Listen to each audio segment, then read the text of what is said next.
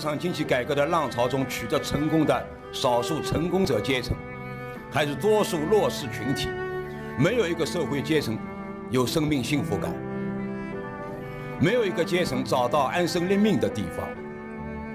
整个民族没有精神家园。我们从一个物质上普遍不满足的时代，进入了一个精神上普遍不安宁的时代。我们今天的中国社会，并不是由于资本逻辑的引进，而终于形成了一个理性的社会秩序。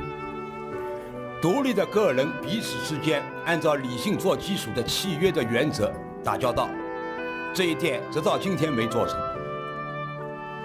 将来会不会成？我看也不会成。那么今天的不成功，体现为今天中国社会处于解体的边缘。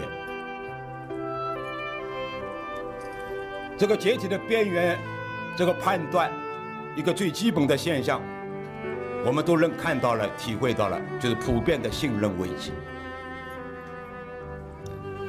穷人与富人之间互不信任，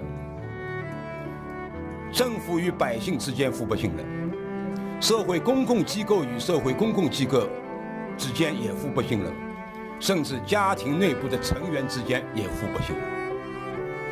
我们再度的出现了如孙中山当年所说的一盘散沙的中国人这样一个局面。